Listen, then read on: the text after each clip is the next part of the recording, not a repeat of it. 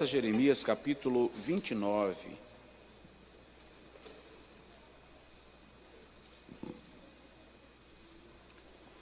Versículo de número 11.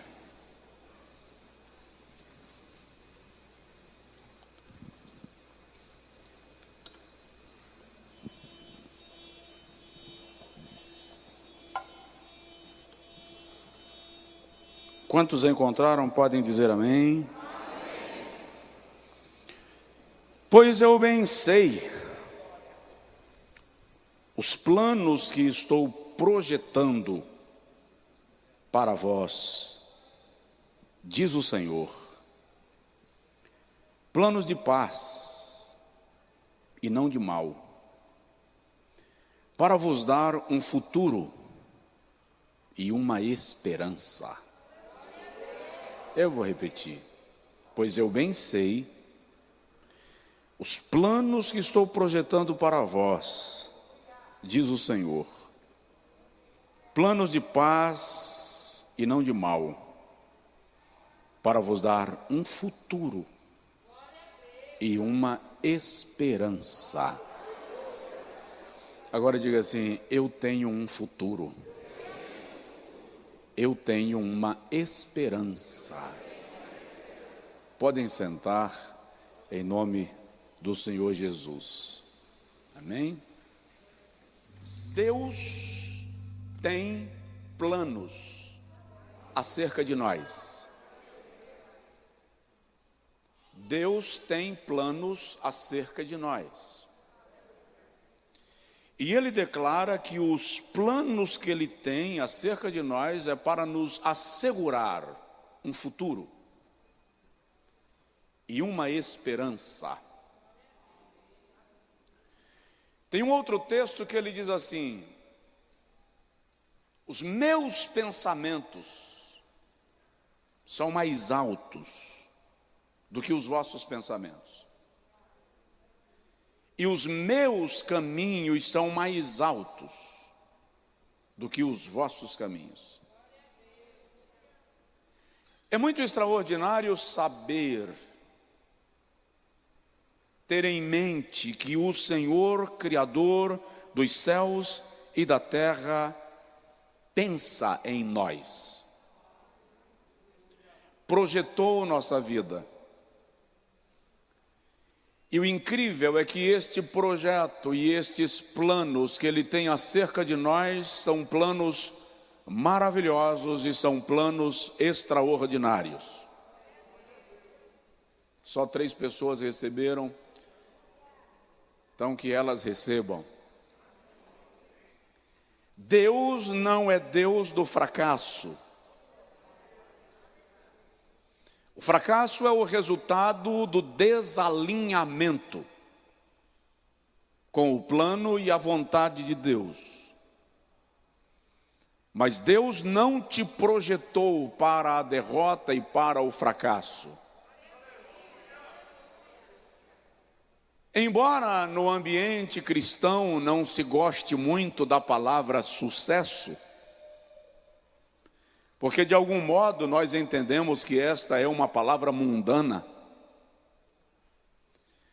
eu gostaria de repetir a palavra sucesso, fazendo você entender que mundano é o coração que não reconhece Deus quando alcança o sucesso naquilo que empreende, mas o plano de Deus para a minha vida e para a sua vida é o sucesso.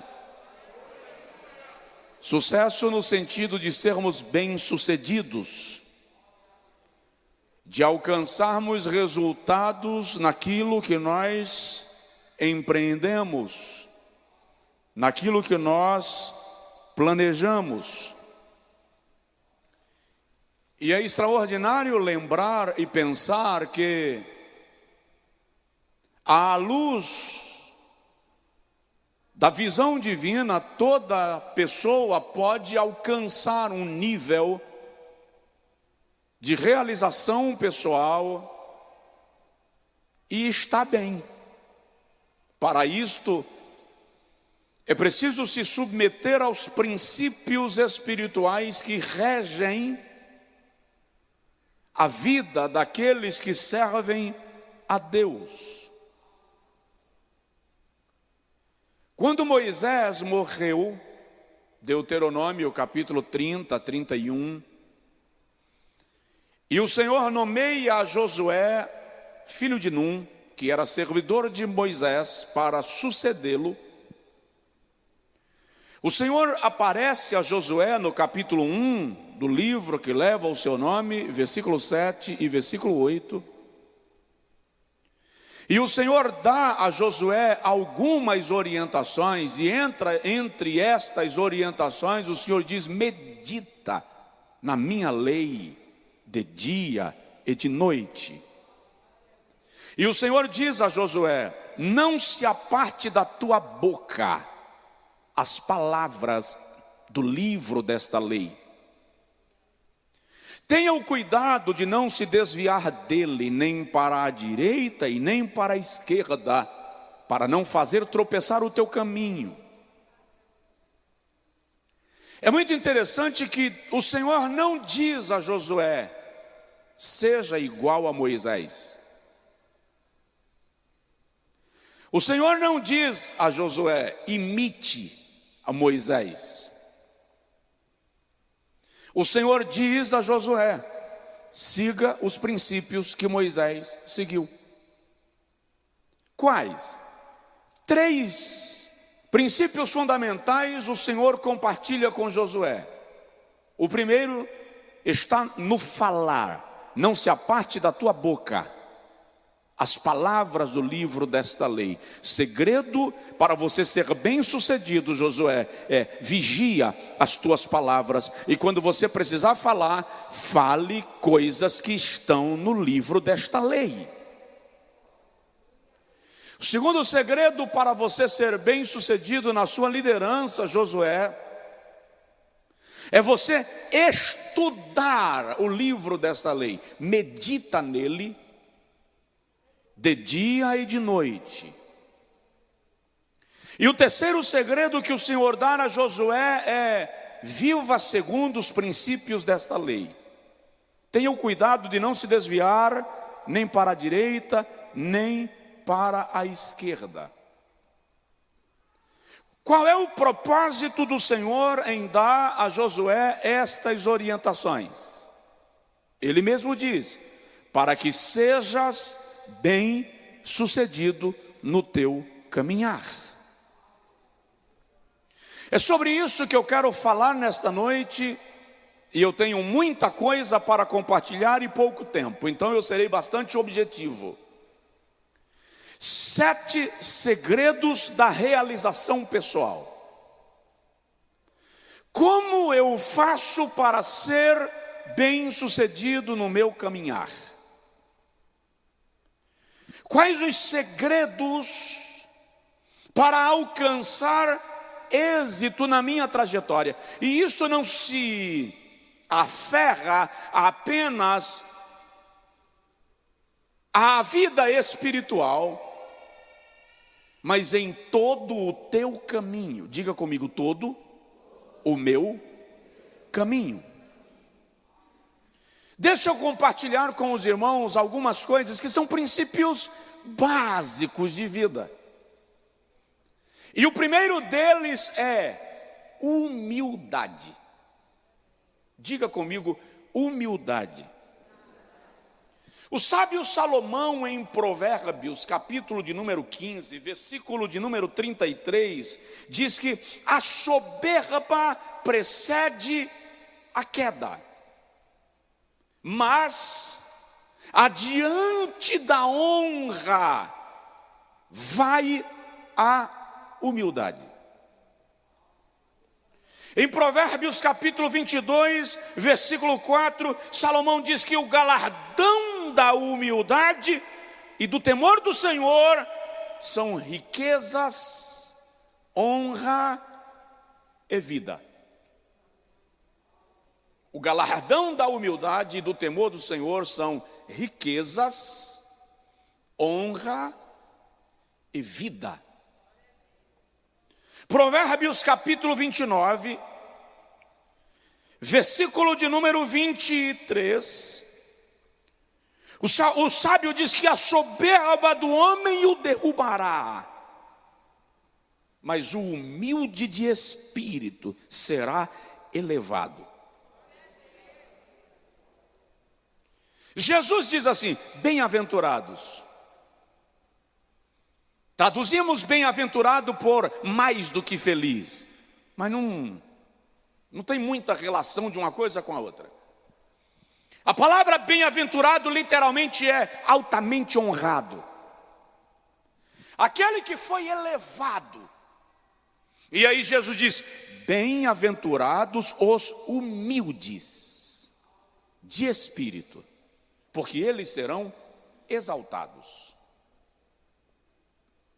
Em Lucas capítulo 14, versículo 11, Jesus diz que o humilhado será exaltado e o exaltado será humilhado.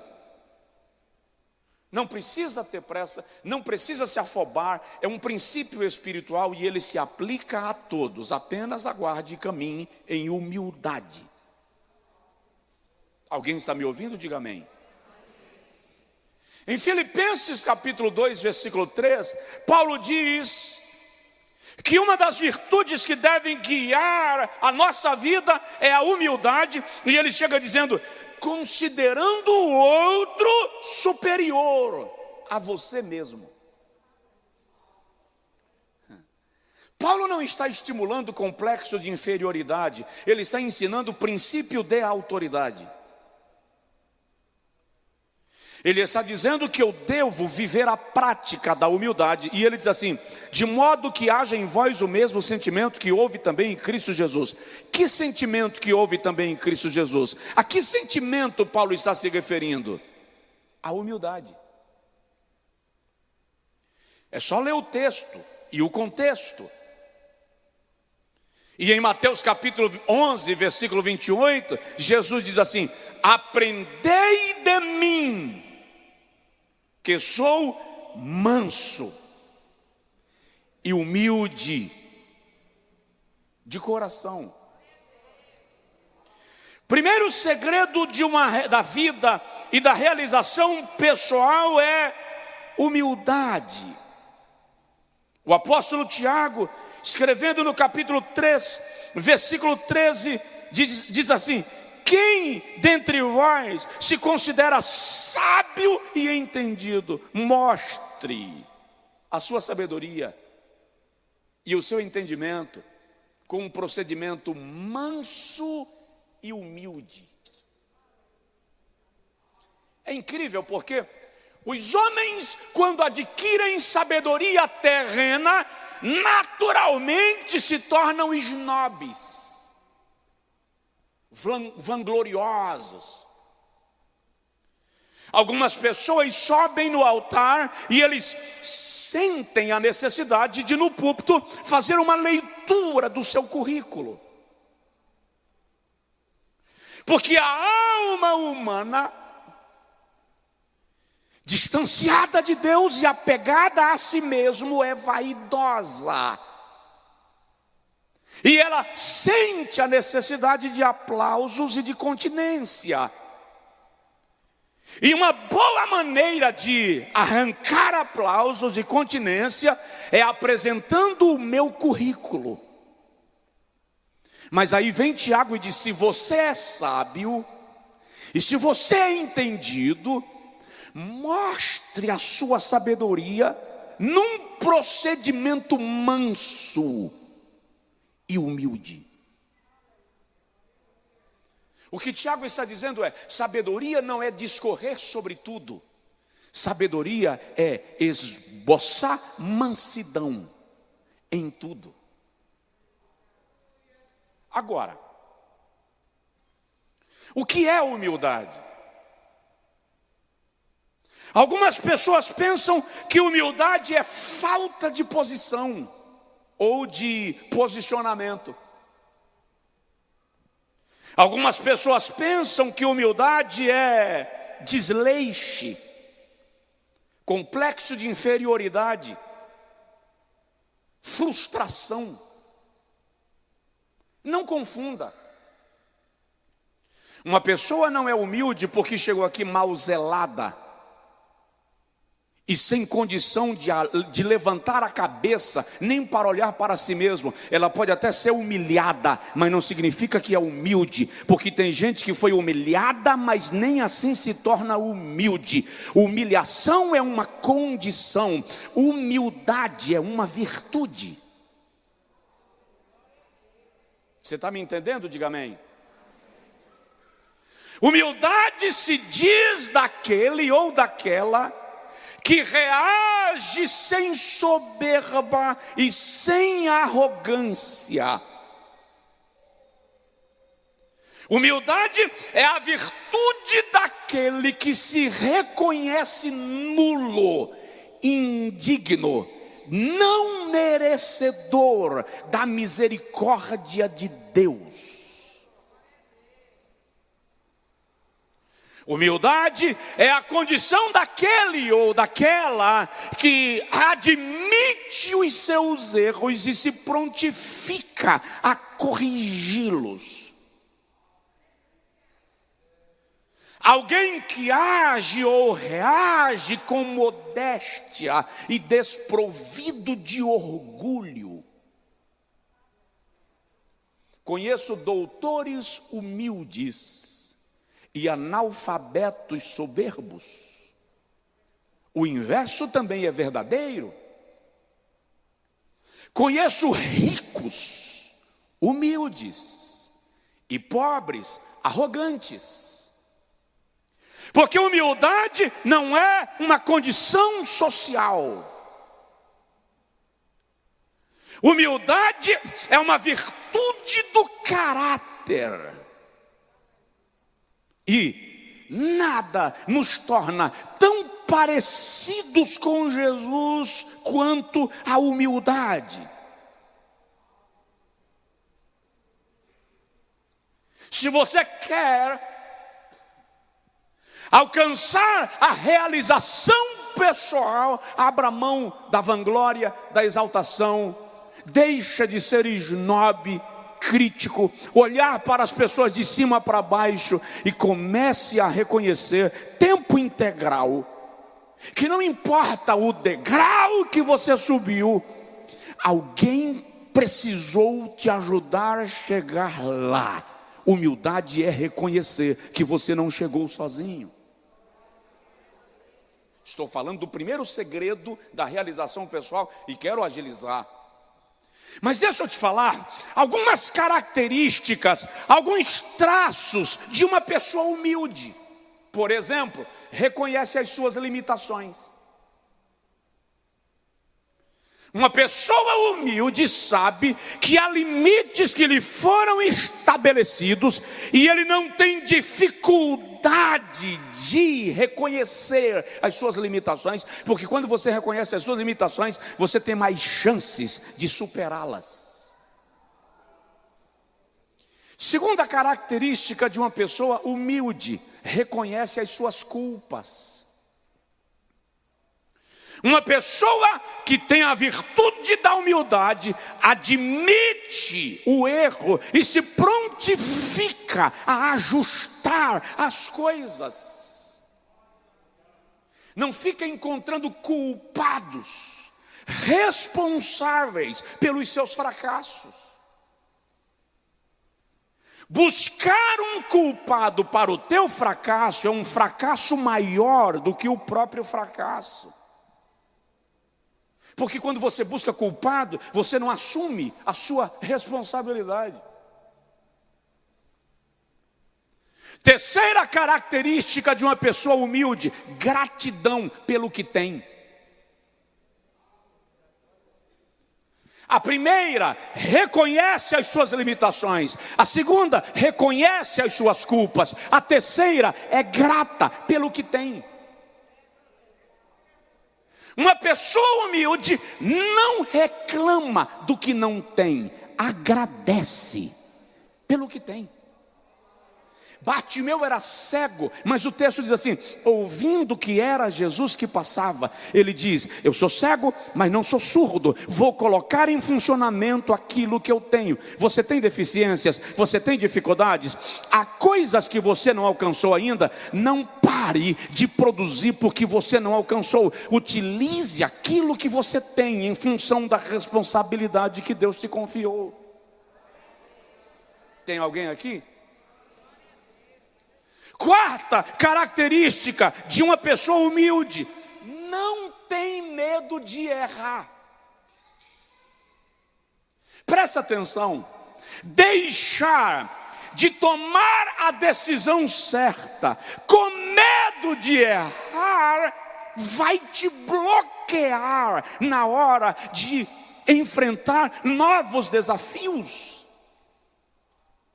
Ninguém aprendeu a pedalar bicicleta sem cair. Ninguém aprendeu a caminhar sem cair.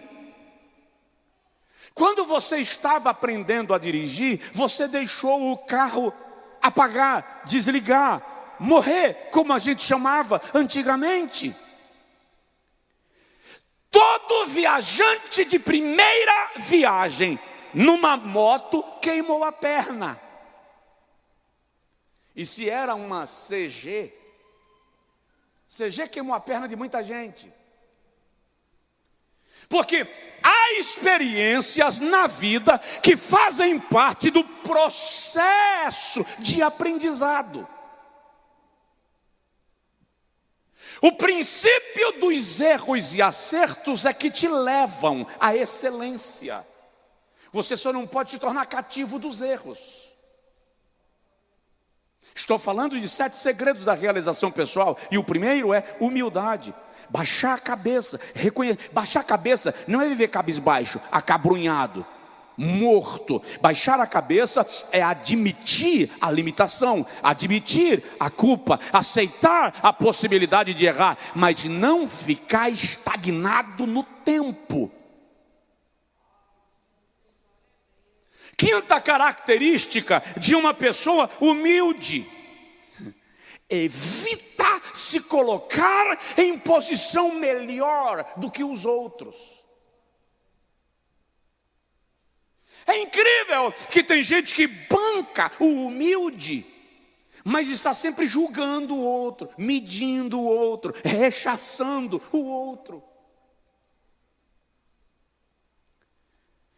Uma pessoa humilde não se sente mais importante, mais santo, mais espiritual.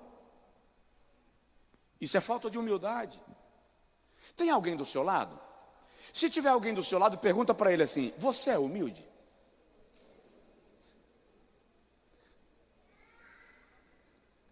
Presta atenção. Uma pessoa humilde não sabe que é humilde.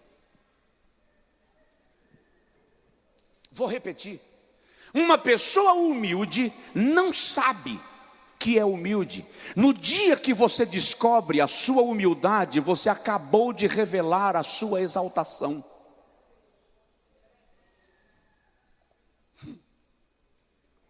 Humildade é uma virtude voluntária, espontânea, aprendida ou repetida, refletida de Cristo Jesus. Uma outra característica de uma pessoa humilde é reconhecer aqueles que lhe ajudaram a chegar no lugar onde ela está hoje. Aprende uma lição: ninguém chega ao lugar do êxito, da realização pessoal, sozinho. Ninguém realiza nada sozinho. Você sabe quantas pessoas estão trabalhando para que este culto aconteça? O pastor não é a única peça do funcionamento deste culto. O resultado deste culto, ao final da reunião, não será mérito do pregador. Tem uma multidão trabalhando em torno. Tem uma multidão trabalhando nos bastidores, atrás do púlpito, nas bases, nas câmeras, nas portas, na organização. Então, aprende a reconhecer a tua equipe, os teus colaboradores. Aqueles que te deram a primeira chance, que te valorizaram, que te ajudaram a chegar onde você está, que te deram uma oportunidade na vida, porque humildade é valorizar quem te impulsionou para avançar.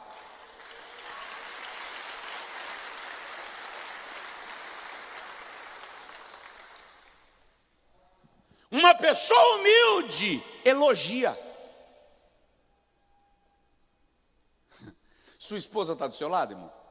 Se tiver, olha para ela e faz assim: me elogie, viu? A minha avó dizia, um dia eu falei com a minha avó assim: ô vó, ela já dorme no Senhor, a minha avó paterna. A senhora tem um neto bonito, não tem não, vó? Ela fez assim: quem gaba o toco é a coruja. Ela tinha uma dificuldade de dizer que o neto, isso não era só para mim não, tinha dificuldade de elogiar os netos. A minha mãe, se eu disser assim: mãe, fala a verdade, seu filho mais velho é bonito, não? Ela fala assim: toda a glória é de Deus, né? Mas gente, eu não estou falando para a senhora roubar a glória de Deus. Por que eu estou dizendo isso? Porque no ambiente da igreja nós temos dificuldade de elogiar. Nós temos a sensação que quando elogiamos o irmão, Deus deixa de ser glorificado. Um dia um irmão fez a oferta de um objeto aqui para a igreja, e era um objeto que nós estávamos precisando muito. E eu falei com ele: vou fazer menção no culto de gratidão. Ele disse: não faça, pastor, porque eu não quero que Deus deixe de ser glorificado por minha causa. Eu disse: querido, deixa eu te explicar. Se Deus deixar de ser glorificado porque eu fiz menção de você, que glória fraca é esta? Quando eu elogio o irmão, Deus não deixa de ser glorificado. O problema não é elogiar, o problema é o elogiado deixar de reconhecer que o Senhor lhe propiciou fazer aquilo. Mas você pode elogiar, irmão, olha, o louvor hoje foi lindo. Olha, irmão, aquele detalhe que você fez no teclado foi extraordinário. Pastor, Deus lhe usou para falar comigo. Meu irmão, aquele conselho que você me deu salvou o meu casamento. Uma pessoa humilde não tem problema de elogiar.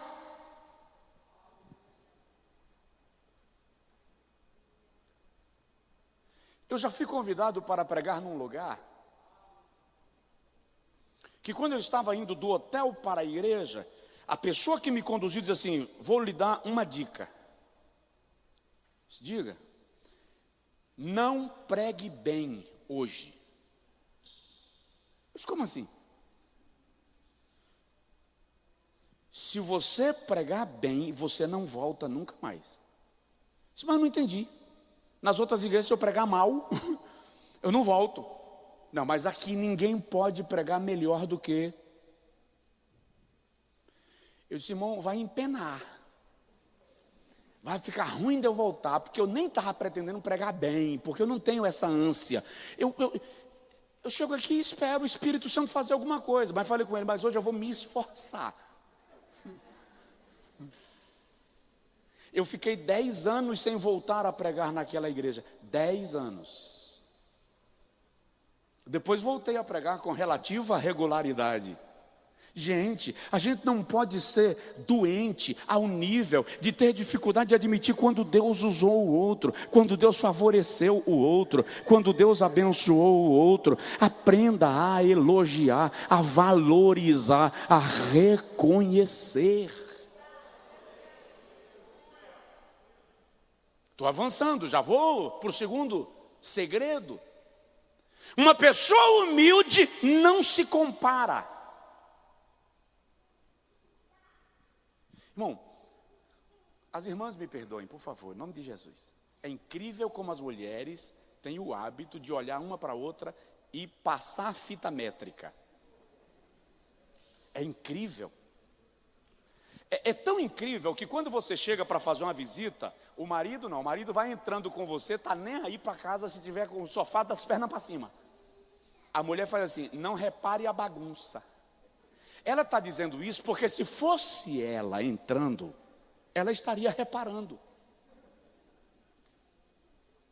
Uma mulher passa da sala para a cozinha numa casa e num raio de visão ela descobriu a cor de cada almofada, que a almofada não está combinando com o carpete e que o centro de sala é grande demais para aquela sala. É incrível isso. O homem se bate no centro da sala e não descobre que se bateu porque o centro está grande demais. Ele sempre admite que é ele que não prestou atenção. Mas deixa eu te falar uma coisa, voltando agora. Esse é um defeito triste que homens e mulheres tendem a cultivar, o defeito da comparação.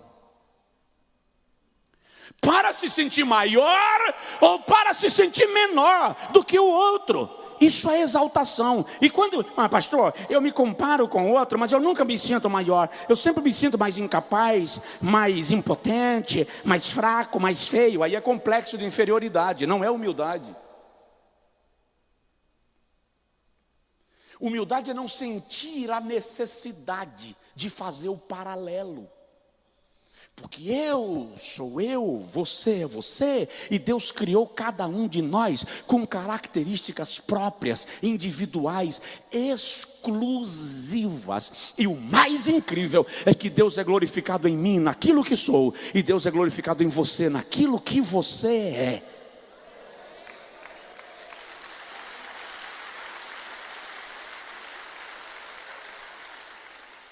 Uma pessoa humilde evita pré-julgamentos. Irmão, para de olhar para as pessoas julgando-as. As aparências sempre poderão te surpreender. Olha para uma pessoa e diz: já sei tudo. Como sabe tudo, ô bola de cristal? Isso é pré-julgamento, isso é pecado. Isso é falta de humildade. E só para eu avançar, uma pessoa humilde ajuda a outras pessoas. Estende a mão. Dá suporte. Para que pisar em quem já está caído? Para que jogar lama em quem já pisou na fossa? Para que estraçalhar quem já está arranhado pelo cascalho?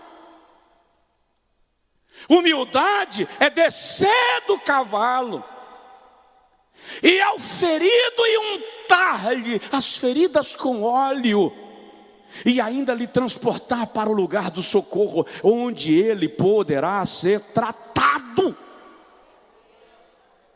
Então o primeiro segredo da realização pessoal é humildade. Eu já convivi com, eu vou chamar de ícones da fé cristã no mundo.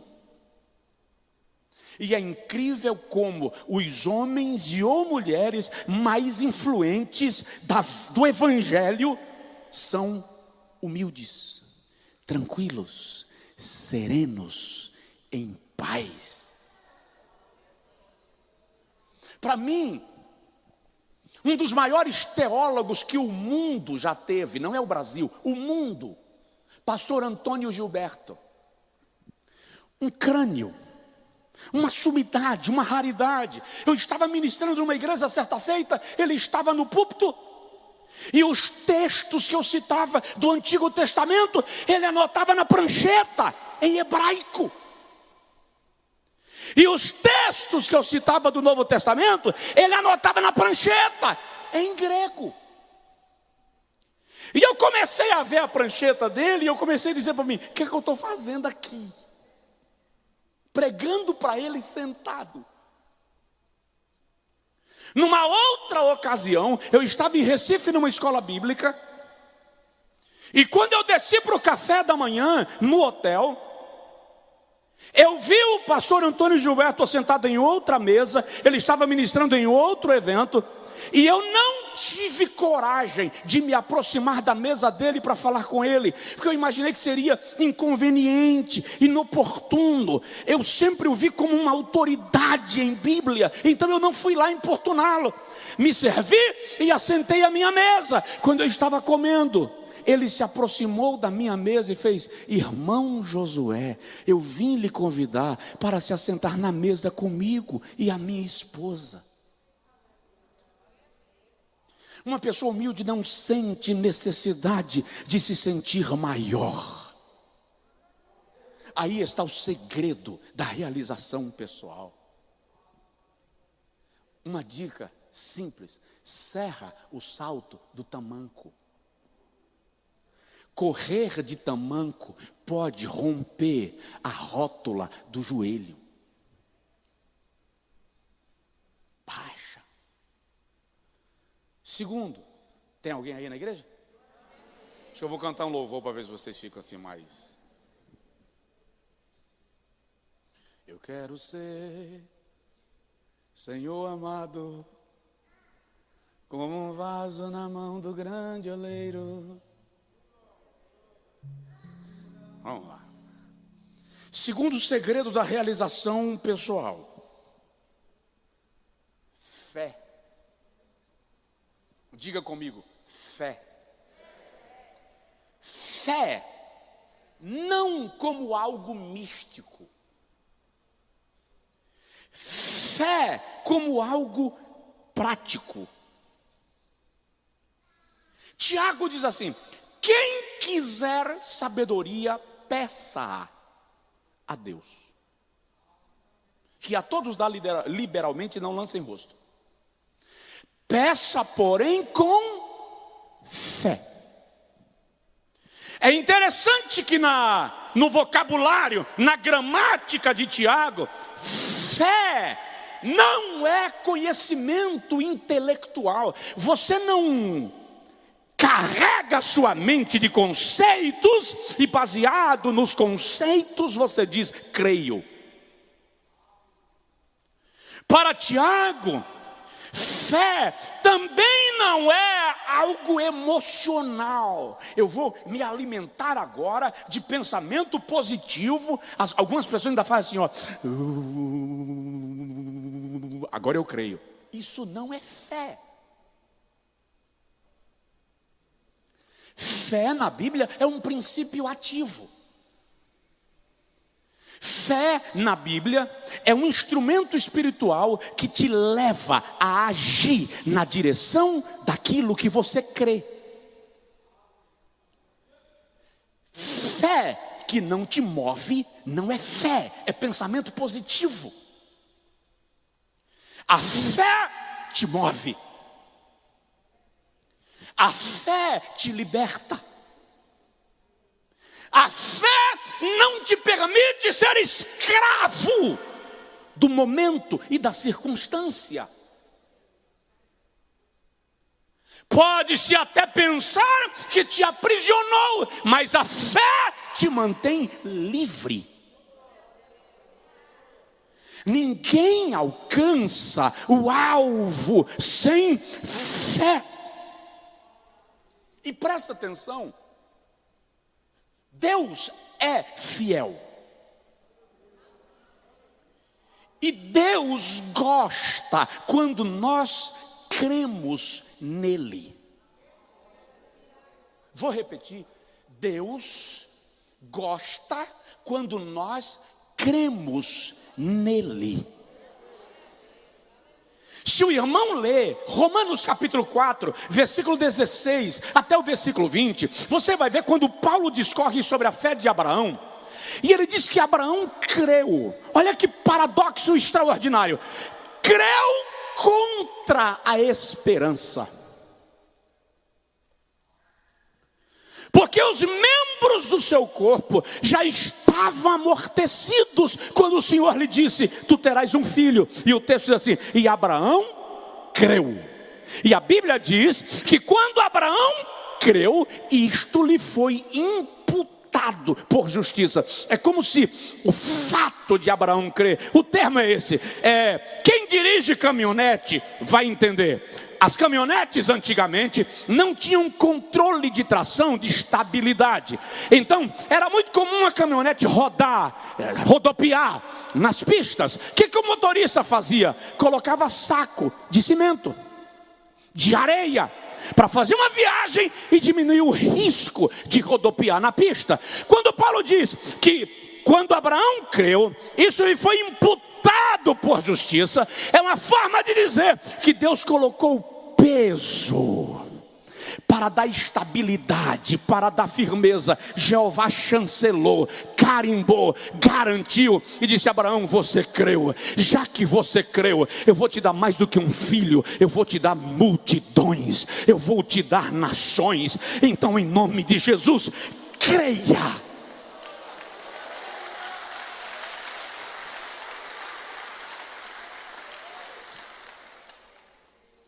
Quando você crê no que Deus te prometeu, quando você não crê, quando você não tem fé, para crer no que Deus te prometeu, Ele vai te dar exatamente o que te prometeu. Não pela tua fé, mas porque Ele é fiel e não pode negar-se a si mesmo. Vou repetir.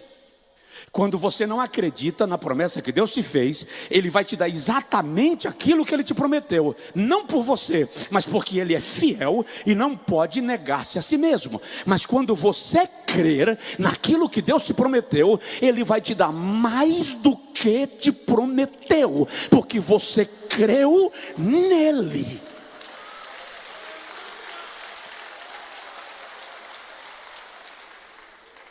Aleluia! Se tiver alguém do seu lado, provoca e diz para ele assim: coloque a fé em ação. Coloque a fé em ação. Primeiro segredo da realização pessoal: humildade. Segundo segredo da realização pessoal: fé. Porque sem fé é impossível agradar a Deus. Terceiro, você está aí? Diga amém. Eu quero mexer com você. Não é que eu quero mexer com você espiritualmente. Quem mexe com você espiritualmente é o Senhor. Eu quero provocar a sua mente. Eu quero lhe inquietar. Se precisar lhe fustigar hoje à noite, eu desejo. Desde que isso sirva para te mover, para te tirar do lugar, para te fazer andar, se mexer. Terceiro segredo da realização pessoal: planejamento. Diga comigo: planejamento. Eu disse aqui essa semana, Deus é Deus de planejamento. Olha o texto que nós lemos: eu bem sei os planos que tenho acerca de vós. O escritor da epístola aos Hebreus diz que o nosso Deus é arquiteto e construtor. Por que antes de ser construtor, ele é arquiteto? Porque primeiro ele planeja, depois ele executa. Jó, capítulo 22, versículo 28, diz assim: em determinando tu algum negócio, seja firme, e a luz brilhará em teu caminho. Algumas pessoas têm o hábito de culpar Deus por não alcançar seus êxitos, ou então culpa a esposa: minha mulher me atrapalha, vive jogando maldição contra mim. É meu marido, pastor, que é um fardo, é uma cruz. Presta atenção, ou dormente. Quem não se dá ao trabalho de planejar, se dará ao trabalho de limpar os escombros. Tem muita gente que vive a vida aí do jeito que dá. Elas não planejam nada, compram o que mandam, falam o que mandam. Precisa estar na moda, porque a moda são os ditames do mundo. Elas não têm padrão, referência, não sabem quem são levadas pelo vento, não tem alvo, não tem meta, não tem história, não tem trajetória, não sabem onde pretendem chegar. Estão cantando a velha ficar no pagodinho, deixa a vida me levar. Vida, leva eu. Ei, na canção dá até para dançar, mas na vida essa dança não te serve. Você não pode viver deixando a vida te levar. Qual é o seu plano? Qual é o seu propósito de vida? Sem planejamento não há realização. Determinando tu algum negócio, é preciso planejar. O que você pretende realizar? Deixa eu fazer 3 perguntas, que eu acho que essas 3 perguntas você poderia fazer para si mesmo. O que eu pretendo ser daqui a 5 anos? Você já pensou nisso? Onde eu pretendo estar daqui a 5 anos? O que eu pretendo ter daqui a 5 anos? Qual é seu plano? Olha nos meus olhos incrédulos e diz assim: Deus proverá. Não, seja mais espiritual um pouquinho e diga assim: o futuro a Deus pertence. Quem te disse que planejar tira o poder de Deus?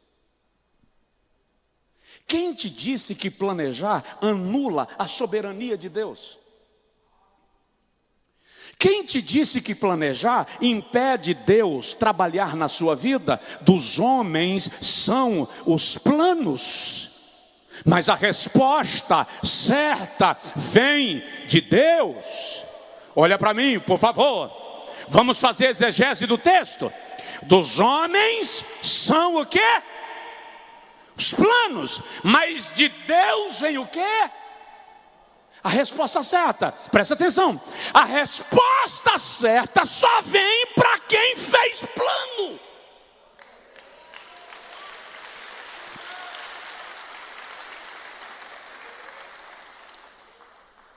Não fica esperando resposta se você não apresentou ao Senhor um plano. Lucas capítulo 14, Jesus diz: quem é o homem que antes de construir uma torre não pede um projeto, planeja a sua obra, analisa o seu caixa para ver se tem como construí-la, a fim de não começar a obra e parar no meio do caminho por falta de dinheiro, e os seus inimigos passarão e dirão: começou e não conseguiu terminar. No mesmo texto, Jesus diz: quem é o rei que indo para uma batalha não passa o seu exército em revista para ver se tem condição de vencer aquela guerra, e não tendo, manda mensagens de paz para o seu inimigo? Jesus está falando de planejamento. Organizar para alcançar. Às vezes a gente fica olhando as pessoas que chegaram na posição que estão, aquelas que nós admiramos. Que maravilha, ai, se um dia eu chegasse lá. Eu conversei outro dia com uma moça, e eu estava assim, cheio de esperança paternal. Vou ajudar essa menina a acordar para a vida. Me sentindo minha filha, o que você pretende ser? Médica. Maravilha, que maravilha. Admiro. Tá, você está em que ano? Não estou estudando. Por que você não está estudando? Por causa da pandemia. Você não estudou esse ano. Não, eu tenho 5 anos sem estudar. Então a pandemia não tem 5 anos. Por que você não está estudando? É porque aí começou o argumentozinho meia boca. Falei, vamos fazer um negócio? Você sabia que existe possibilidade de você acelerar o processo do seu ensino, da sua formação no ensino médio, fundamental e médio, para você avançar para um cursinho, um vestibular, ir para uma faculdade? Você sabia que você consegue começar hoje uma universidade no modo online, já que o presencial não está funcionando, e você eu não acredito em cursos online, então faz presencial.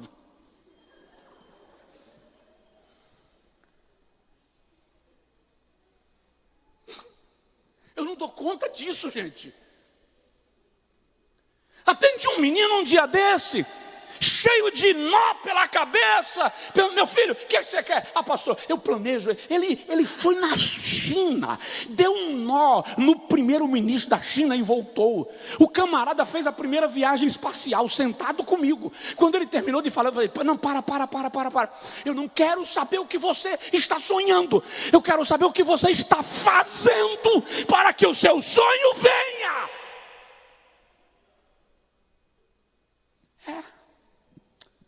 Porque eu não acredito muito nesses negócios que a gente tem que fazer via site. Vai na porta da universidade. Tu sabe onde é o UFES? Vou te ensinar. Você sabe onde é a faculdade ali, ó? Anísio Teixeira, UNEF, Nobre, Rui Barbosa e as outras que tem faculdade aí, irmão, para todo gosto. Mas o camarada está querendo me dizer que vai fazer a primeira viagem espacial sentado na frente da televisão, assistindo Cocomelo.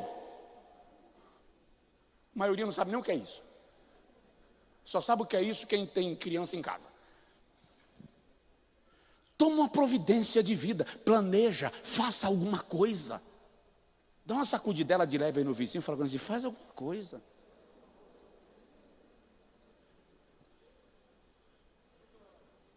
Planejamento. Planeje algo. Saia daquela esfera do ter. Porque o mundo de mente vaga vive assim: ter, fazer, ser. O seu planejamento precisa ser o inverso: ser, fazer, ter. Antes de ter, seja.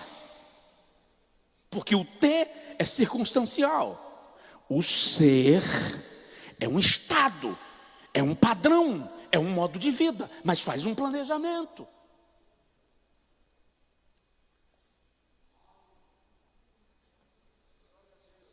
Olha para mim e diz assim, pastor Josué.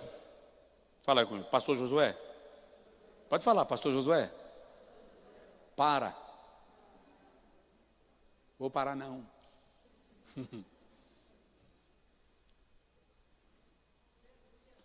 O incrível é que os meninos não cantaram quase nada hoje. Eu estava com vontade deles cantarem pelo menos 6 músicas hoje. Cantaram 2,5. Foi tanto que eu estava lá, ó, despreocupado.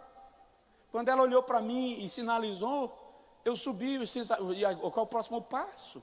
Então eu tenho tempo para pregar hoje. Primeiro segredo da realização pessoal, humildade. Segundo segredo da realização pessoal, qual é? Fé. Terceiro segredo da realização pessoal, qual é? Planejamento. Quarto segredo da realização pessoal, foco. Foco. O que é foco? É fitar os olhos no alvo. No meio do caminho eu posso ter barreiras e posso até precisar fazer a volta em torno da montanha, mas eu não perdi o foco. Quem já viajou de avião sabe como é extremamente ruim quando o piloto já pousando precisa subir de volta para reprogramar o pouso. Irmão, essa é a hora que você faz todos os votos do dia. Você faz voto até não dá mais. Jesus, Jesus de Nazaré, Jesus. E se for no aeroporto Santos Dumont, no Rio de Janeiro, que dá uma sensação que a subida vai acertar na antena parabólica do prédio. Ah, irmão, você faz voto na hora. O piloto sabe que quando ele vai pousando e ele precisa subir de volta, ele não desistiu do pouso. O pouso é o foco. Ele só precisa refazer toda a sua altitude, todo o seu planejamento, mas pousar é a meta. Tem gente que vive tão sem foco que se o pouso não der certo, ele joga o avião no espaço espaço aberto. Presta atenção, mantenha o foco. Você tem uma meta, você tem uma promessa, você tem um alvo. Não se perca na viagem.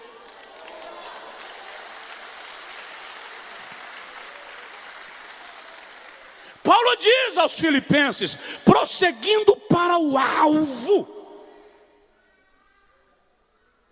Jesus veio para morrer na cruz. Tentaram fazê-lo rei, ele escapou. Tentaram convencê-lo a desistir de entregar a sua própria vida, ele rejeitou. Por quê? Porque ele tinha um foco, ele tinha uma meta, ele sabia a sua missão. Se você quer alcançar resultado, mantenha o foco. Vão te criticar, vão te pisar, vão te dizer que você não é capaz, vão te dizer que você não é digno, vão falar mal de você, mas mantenha o foco. Você tem uma meta. O Senhor Jesus diz assim: buscai primeiro o reino de Deus. Ele está dizendo, tenha o reino de Deus como seu foco.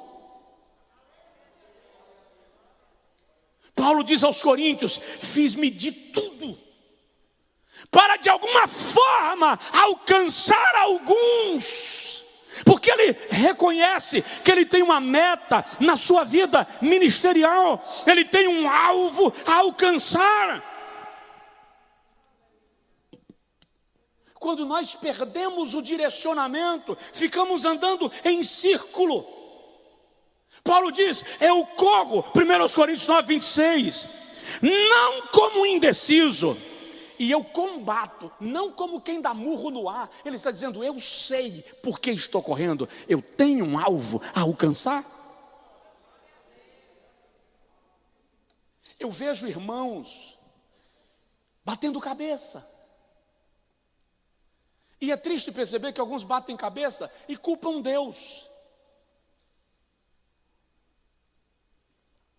Alguns dizem, é porque eu estou na prova. E tem coisas que não é prova. E se for prova, é porque você é daquele aluno que precisa dos 2 horários para fazer uma prova e não sai da primeira questão. Quando eu ia fazer as provas de matemática, meu grande gigante, as provas de física, meu grande titã, e eu não conseguia responder a primeira questão, eu ia para a segunda, para a terceira. Já aconteceu de eu responder todas as questões posteriores, para depois voltar para outra, dinamizando o tempo, que se eu não tenho a resposta da primeira, e não vou para as outras, o meu tempo acaba e eu não respondo nenhuma. Ei, não deu para fazer isso agora? Mantém no planejamento, executa o que dá, mas não perde a meta, não saia da rota. Há um plano de Deus para a sua vida, e Ele vai te fazer alcançar.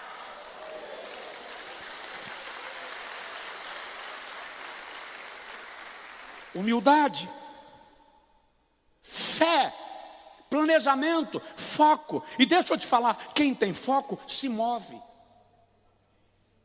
se movimenta, age. Quem tem foco se capacita. Se prepare para aquilo que você pretende alcançar. Eu estou orando, pastor, para passar no concurso público, tá? Deus abençoe. Pastor, ora por mim, que a sua oração é forte, e eu sei que Deus ouve o Senhor mais do que a mim, porque eu quero que Deus me faça passar naquele concurso federal. Está estudando, irmão? Não, estou orando. Capacitação. Oportunidade se dá para quem se preparou para ela. Quem não se prepara para as oportunidades, vê-las passando e fica olhando e dizendo, Deus não me abriu a porta. Abriu, mas você não deu um passo para entrar nela. Quem tem foco, além de se capacitar, além de se movimentar, dedica tempo àquilo que pretende realizar. Por quê? Porque Deus vai me usar no máximo, no ponto máximo da minha preparação. Ei, olha para mim. Deus não vai te usar além do ponto para o qual você se preparou.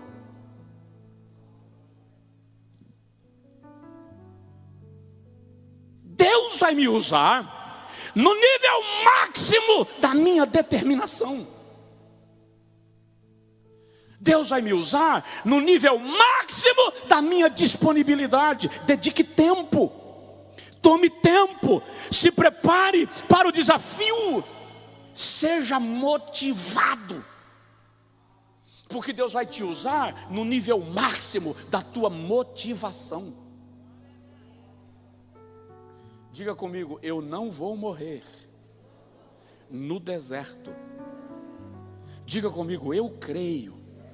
Vou alcançar aquilo que está planejado para a minha vida. Agora,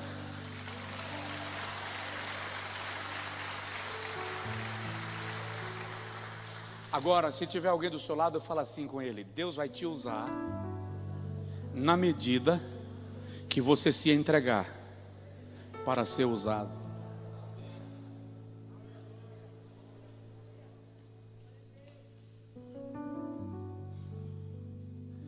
Quarto segredo da realização pessoal. Pode ser que eu não vá até o final. É o quinto. E se eu não for, e você fizer aqueles que eu falei, você alcança os outros por efeito natural. Qual é o primeiro?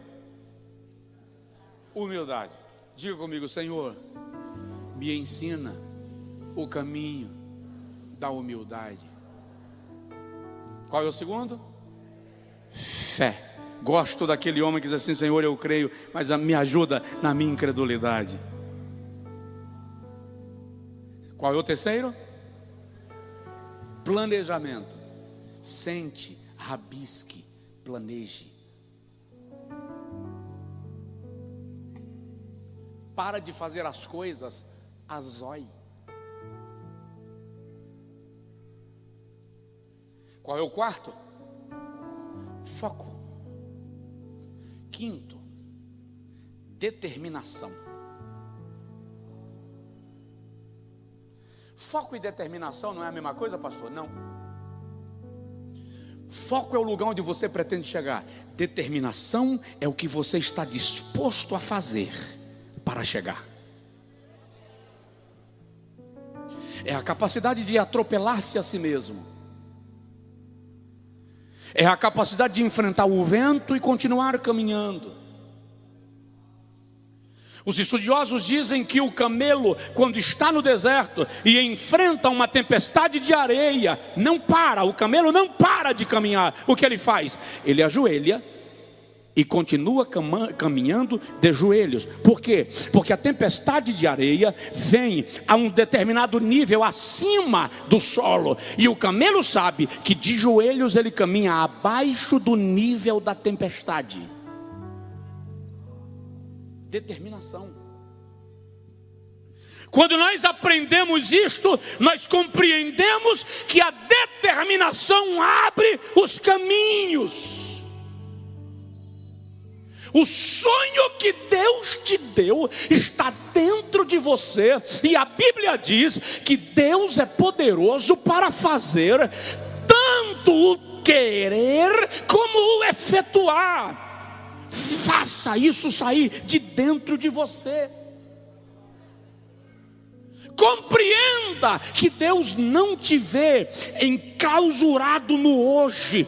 Deus olha para você e Ele já enxerga o teu futuro.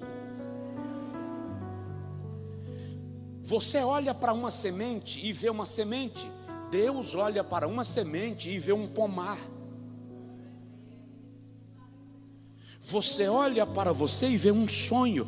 Deus olha para você e vê uma realização.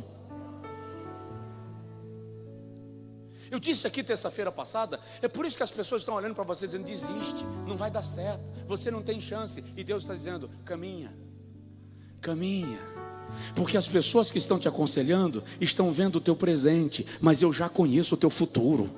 Eu já estive lá, eu já caminhei lá na frente. Determinação é compreender que a visão de Deus a teu respeito é mais apurada do que a visão de qualquer outra pessoa sobre você. Larga de desânimo, levanta. Sacode a poeira. Discipline a sua mente. Oriente a sua vida para cumprir a missão que Deus te deu. E quando fala de missão que Deus deu, algumas pessoas pensam em missão espiritual. Eu não estou falando só de missão espiritual, eu estou falando da tua missão de vida.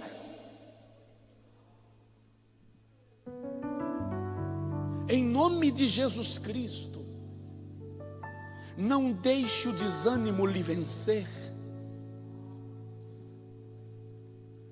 Em nome de Jesus Cristo, não deixe o barulho da multidão lhe confundir. Em nome de Jesus Cristo, não deixe a voz dos críticos te enfraquecer. Já viu a alegoria do sapo? Que estava numa corrida com os animais, e todos gritavam que ele não ia conseguir. E quando deu o apito, todo mundo partiu, e o sapo ficou parado. Ele só começou a correr quando ele viu que os outros haviam ido. Só que quando chegou na subida da ladeira, estava lamacenta, e todos escorregavam na ladeira, e o sapo apenas subia, e alguns gritavam, ele não vai conseguir, e ele apenas subia. Só depois que o sapo chegou no cume e ganhou a corrida, é que se descobriu que o sapo era surdo. Por que a crítica dos outros não lhe parou? Porque ele não estava ouvindo. Seja surdo para certas palavras, seja cego para certos textos, seja mudo para certas respostas, mas não seja um derrotado na vida, porque Deus lhe chamou para vencer.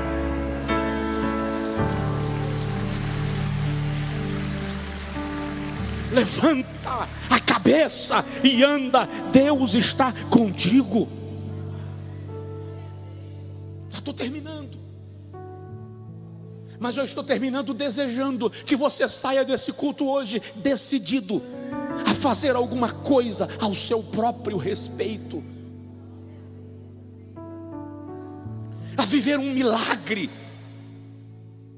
Só que preste atenção, a semente do milagre está na sua mão. Saia da depressão, em nome de Jesus Cristo. Saia da murmuração. Essa murmuração está te matando. A murmuração está te estagnando. A murmuração está te sugando. Para, levanta e anda. É incrível como tem gente na igreja que fica anos e não sai do lugar. Por quê? Porque o tempo inteiro murmurando,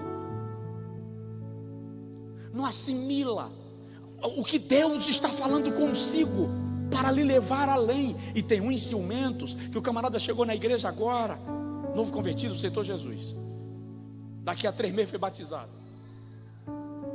De repente o dirigente do culto, aspas, desavisado, dá oportunidade para ele fazer oração. Ele já faz oração e faz fervoroso e o poder cai. Daqui a pouco está pregando, aí o antigo faz assim: eu sou crente há não sei quantos anos e nunca subi nesse púlpito. Esse chegou ontem e já está aí. É claro,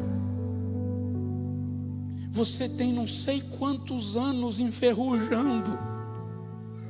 Por quê? Porque a bacia de óleo está posta, mas você não mergulha, não vai lá. Ei, a graça não é para alguns especiais, a graça é para todos. Eu estava ouvindo uma pregação uma certa feita em São Paulo, eu era menino, 17 anos. E eu estava no final do templo, encostado na última parede, lá no canto, encostado na parede. E o pastor pregava tão bem, o camarada era tão extraordinário na pregação. E eu pensei comigo, será que um dia eu conseguiria pregar desse jeito? Mas na hora, uma pessoa ia passando, caminhando e parou e fez assim: interessante, Deus pode usar qualquer um do jeito que está usando ele. Deus pode fazer em você, por você e através de você exatamente aquilo que você está admirando porque Ele fez em outro. Sai da zona da murmuração e entra na zona da determinação, e você vai ver que Deus vai revolucionar a sua vida.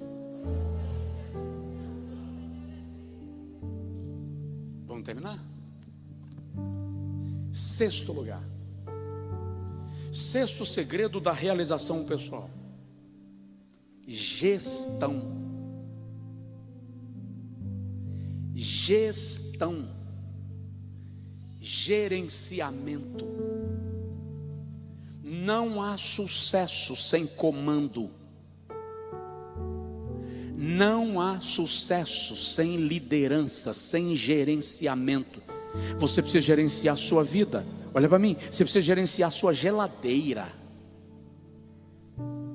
Se você é do tipo que só para de comer quando o biscoito acaba, você vai ter que aprender a ter biscoito um dia no mês e 29 dias não tê-lo, porque não tem gerenciamento. Pastor José Luiz estava me falando de uma cultura, não vou especificar, porque eu não vou poder detalhar e explicar, e eu não quero que pareça uma colocação negativa, mas é uma cultura que eles não conseguem partir, por exemplo, o frango para comer o que é necessário hoje e o restante guardar para amanhã. Eles vão comer e o que sobrar vai para o lixo. Ei, quem joga no lixo hoje o que sobrou sentirá falta amanhã quando faltar,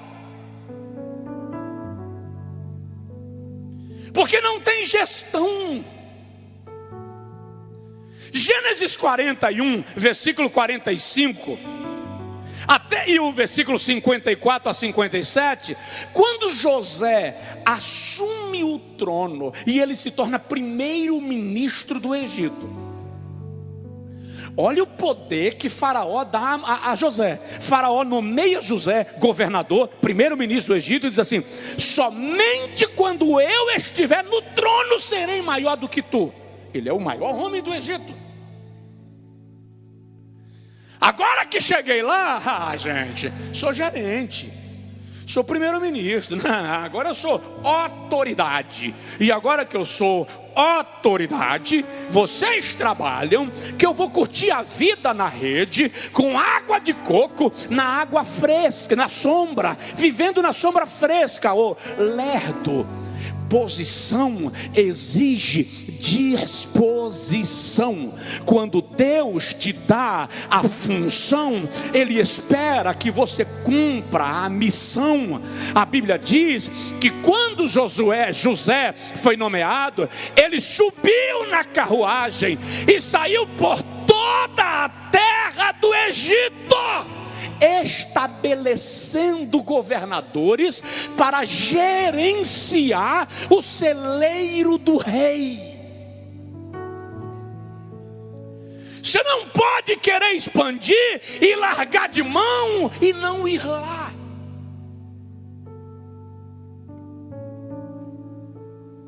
Gerencie sua casa. Família precisa de gerenciamento.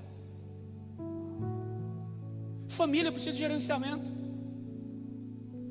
O esposo, seguindo princípios bíblicos, gerencia o ambiente da família. A esposa gerencia o ambiente do lar e tudo que se diz respeito a ele. Os filhos, cada um deve ser ensinados a gerenciar o seu espaço. filhos devem ser ensinados a gerenciar sua cama. Levantou, arruma. Aí a mãe diz: para que ele tem que arrumar a cama se tem funcionária? Porque um dia ele não terá funcionária, porque ele precisa aprender a assumir responsabilidades. Porque se ele dobrar a roupa da cama, dará tempo para a funcionária fazer outras coisas que não deu tempo ontem. Estava no hotel em Londres, e eu tenho hábito, quando eu levanto, eu vou arrumar os travesseiros que eu usei, eu vou arrumar a cama onde eu deitei, vou dobrar a coberta que eu me cobri. Fato. E aí isso acontece no hotel também. Eu forro a cama do hotel. E não tem aquele forro primeiro que coloca? Quando eu vou deitar eu tiro. E não tiro bagunçado não, tá? Eu tiro um lado, faço a volta na cama, vou lá, tiro o outro lado e dobro em 3 partes ao pé da cama, durmo. Acordei, pego tudo de novo, forro novamente. Quando eu estava no hotel em Londres, a camareira chegou para mim e disse assim: eu quero lhe fazer um pedido. Diga. Eu gostaria que o senhor não arrumasse a cama. Mas por quê? Porque se o meu gerente descobrir que o hóspede pode arrumar a cama, eu deixo de ser necessária. Sim, a senhora tem razão, então eu vou deixar a cama bagunçada. Mas normalmente eu arrumo. Padrão, eu fui ensinado assim. Gerenciamento, gerenciar o seu ambiente. Fala a verdade, seu guarda-roupa está gerenciado? Eu nem lembrava que eu tinha essa roupa. Sabe aquele dia que você está mexendo nas coisas, aí cai aquele vestido, aquela calça. Mas pai, eu nem lembrava dessa calça. Amor, você sabe quem me deu essa calça? Falta de gerenciamento, falta de gestão. Irmão, seu negócio não é administrado pela fé, seu negócio é administrado pelos números. Faça gestão. Eu tenho que parar, né? Tá muito chata.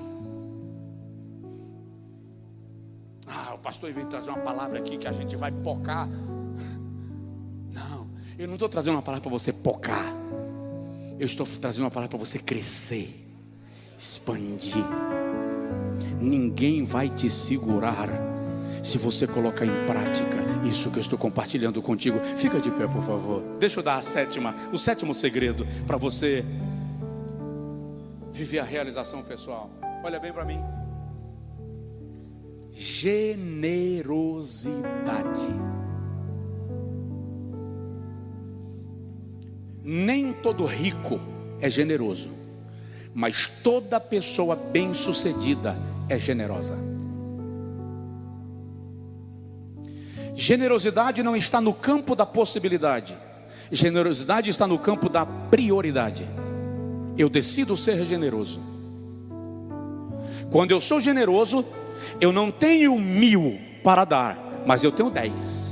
E a minha generosidade me leva a fazer aquilo que eu posso.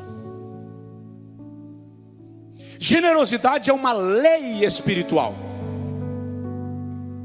Salomão diz que a alma generosa prosperará. Generosidade é tão divino que o Senhor estabelece a generosidade na lei mosaica como mandamento.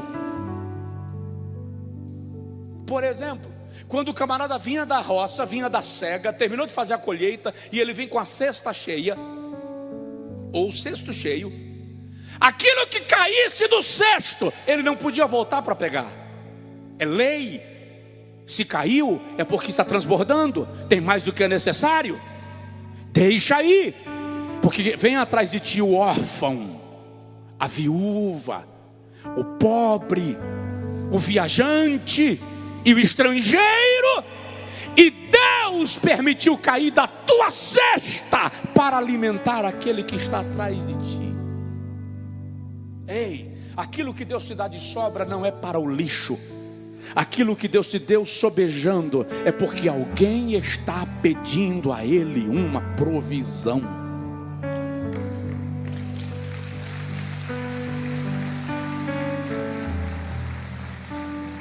Alguém está pedindo a Ele um milagre, e você pode ser o milagre que alguém está pedindo a Deus.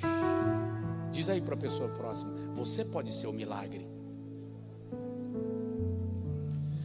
Seja generoso. Aprenda a ser generoso. E não seja generoso esperando a recompensa. Seja generoso sabendo que você já foi recompensado. Porque se Deus está te permitindo dar, é porque Ele já te recompensou, te dando.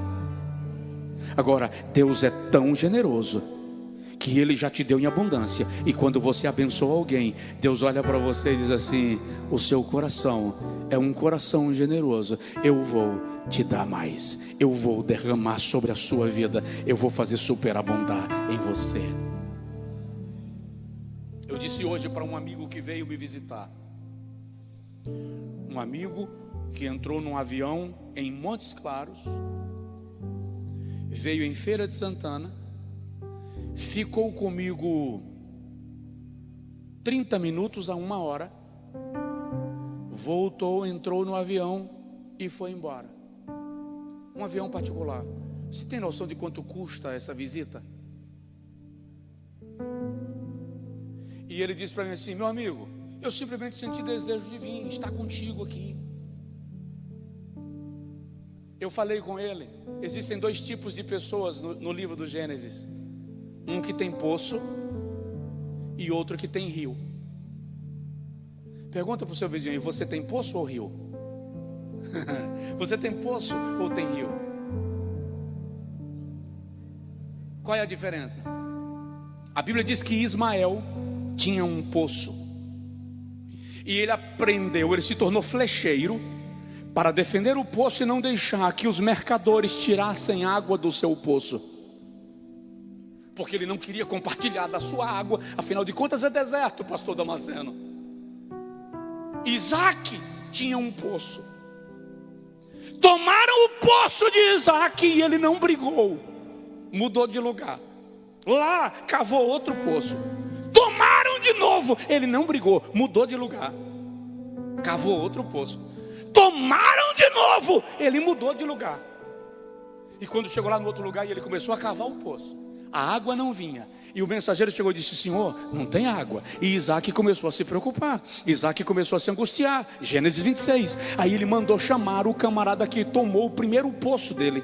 O camarada veio, diz a Bíblia, vou agilizar. Isaac ofereceu um banquete, fez um churrasco, deu um presente e abençoou. Vamos lá, você roubou meu poço, então eu vou fazer um churrasco com você, eu vou te dar presentes e eu quero te abençoar. E depois que abençoou, Isaac disse: agora vocês podem ir abençoados. E eles foram embora. Quando eles terminaram de sair, o empregado de Isaac chegou e disse assim: Senhor, encontramos água, e são águas vivas. Você sabe o que é água viva ali? A nascente de um rio. O que Deus estava dizendo a Isaac era o seguinte: roubaram teu poço, agora eu vou te dar um rio, que eu quero ver quem é que rouba rio. Ismael tinha um poço, Isaac tinha um rio. O que isso significa? Quem não está disposto a regar a terra do vizinho tem que se contentar com poço. Mas quem tem disposição de ser bênção na vida dos outros pode receber rio, porque a água vai jorrar e vai transbordar.